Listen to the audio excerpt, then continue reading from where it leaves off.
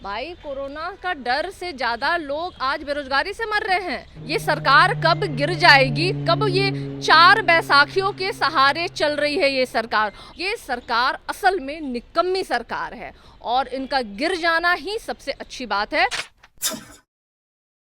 RJD की प्रवक्ता सारिका पासवान हमारे साथ है। मैडम, 23 तारीख को बड़ा आंदोलन होने वाला है, आरजेडी की तरफ से क्या तैयारी चल रहा है? राष्ट्रीय जनता दल के यूथ विंग्स ने 23 तारीख को एक बहुत बड़ा विधानसभा घेराव का आयोजन हम लोगों ने किया है और वो हम इस बार 23 तारीख को दिखाएंगे कि ये सरकार जो बैठी हुई है, जो सुनने को तैयार नहीं है, जो 10 लाख नौकरियों के बदले में ये कहते थे 19 लाख नौकरियां देंगे और आज 19 लाख तो छोड़ दीजिए, 19 नौकरियां भी देने के लिए ये बात नहीं कर रहे हैं। ये मानो भूल गए हैं जिस तरीके से प्रतिदिन बिहार में लड़कियों की अस्मिता को लूटी जा रही है, उन पे तेजाब छिड़के जा रहे हैं, उनको आनन फानन में उनकी लाशों को जला दिया जा रहा है और जिस तरीके से आज शिक्षकों की स्थिति है वो सड़कों पे उतरे। कोई ऐसा वर्ग नहीं बचा होगा बिहार में जो आज संघर्षशील नहीं है अपने जीवन को लेकर के। तो ऐसे तमाम मुद्दों को लेकर के राष्ट्रीय जनता दल सड़क पे उतर रहा है और हमने ये फैसला किया है कि 23 तारीख को विधानसभा का घेराव करेंगे और उस मंदिर का घेराव करने का इसलिए हमने आह्वान किया है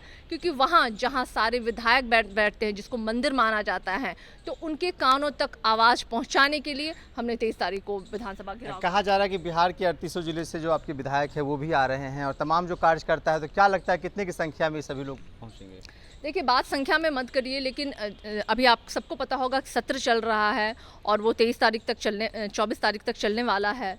तो हमारे विधायक तो होंगे ही, इसमें तो कोई निसंदेह, उसमें कोई दो राय नहीं है। इसके अलावा पार्टी के तमाम पदाधिकारी, एक एक कार्यकर्ता जो सरोकार रखता है इससे, जिसकी हर इंसान की ज़रूरत है। हर युवक की आज बेरोजगारी जो है, नौकरी चाहता है, हर युवक चाहता है कि आज उसको एक अच्छी नौकरी हो ताकि वो अपने जीवन को सही से जी सके, अपने घर परिवार का देखभाल कर सके। लेकिन आज लड़के बेरोजगार हैं। जो उम्मीदों को लेकर के युवकों ने वोट दिया था, आज कहीं ना कहीं उनकी हकमारी हुई है, अपहरण करके उनका वोटों का जिस तरीके से इन्होंने सरकार बनाया और आज अनदेखी कर रही है। तो ये तमाम ऐसे कारण हैं जिसको लेकर के कि हर एक बिहार का उस दिन लड़का खड़ा होने वाला, हर युवक हो, युवती हो, महिलाएं हो, चाहे वो विधायक हो, चाहे पदाधिकारी हो, वो तमाम लोग सड़कों पे उतरेंगे और विधानसभा का हम घेराव करेंगे। यानी कह सकते हैं कि बेरोजगार युवा मांगे रोजगार, इसको लेकर आप लोग सड़क पे उतरेंगे? बिल्कुल, बेरोजगार युवक मांग रहे हैं रोजगार और यही कारण तो है कि 10 लाख नौकरियों के बदले में इन्होंने कहा था कि 19 लाख नौकरी देंगे। सबसे अहम जो मुद्दा था बिहार का, वो विधानसभा के चुनाव में भी रोजगार ही था। इन्होंने बहुत भटकाने का प्रयास किया, इन्होंने आतंकवादी, माओवादी, राष्ट्रवादी और ना जाने किन किन वादियों को लेकर के ये आए उस टाइम में चुनाव में। लेकिन विपक्ष, जो अभी हम विपक्ष में बैठे हुए हैं, हमारे नेता तेजस्वी यादव जी ने सिर्फ और सिर्फ बेरोजगारी को एक मुद्दा, क्योंकि वो असल में बिहार के रोजगार लोगों को चाहिए, बिहार के नौजवानों को रोजगार चाहिए, वही एक अहम मुद्दा था जिसको लेकर के तेजस्वी यादव जी गए थे लोगों के बीच में। और बाद में इन्होंने जवाब दिया था कि 19 लाख नौकरियां देंगे। लेकिन आज जब ये सत्ता में बैठ गए हैं, उस पद पे आसीन हैं जहां पे उन्हें 19 लाख नौकरी के बारे में बात करना चाहिए, तो वो बात नहीं कर रहे हैं। तो उन्हें तो याद दिलाना पड़ेगा ना। और हम कहे थे कि इस लड़ाई को हम सड़क से लेकर सदन तक जाएंगे और आज वो वक्त आ गया है कि अब अपनी लड़ाई हम सड़क से उठा करके सदन तक जाए और उसी क्रम में हम 23 तारीख को विधानसभा का घेराव करने वाले हैं। 19 लाख रोजगार की आप बात करते हैं, ज़्यादा समय नहीं हुआ, अभी सरकार को चलना है, तो आपको इससे पहले आप लोग आंदोलन करने पे मतलब तैयार हैं? ज़्यादा समय सरकार तो चल भी नहीं रही है। आपको लगता है ये सरकार कब गिर जाएगी, कब ये चार बैसाखियों के सहारे चल रही है ये सरकार? और ज़्यादा समय की क्या बात है, हमने तो कहा था कि पहले कैबिनेट बैठक में देंगे।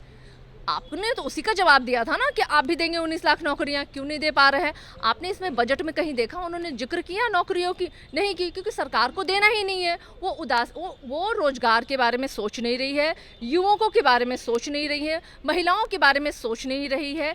ये सरकार असल में निकम्मी सरकार है और इनका गिर जाना ही सबसे अच्छी बात है और तभी बिहार का विकास हो पाएगा। सरकार तो ये कह रही है ना कि मतलब हम लोन दे रहे हैं, उससे रोजगार किया जा सकता है, लेकिन इससे पहले आप लोग रोजगार की मांग पे अड़े हुए हैं।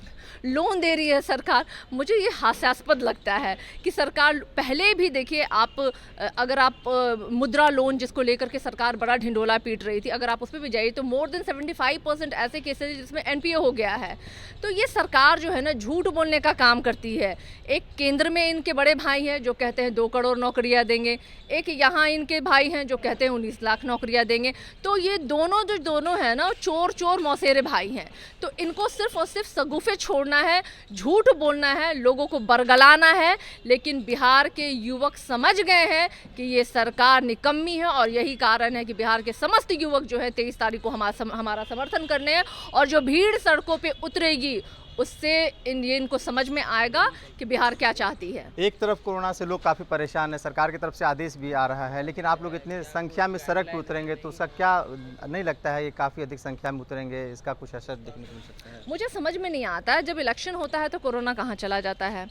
जब इनको अपने पार्टीज़ में भीड़ जमा करनी होती है तब तो इनको कोरोना दिखाई नहीं देता है। इनको अपना मंत्रिमंडल का विस्तार करना होता है या अन्य किसी तरह के कार्यक्रम करने होते तो इनको कहीं कोरोना दिखाई नहीं देता है।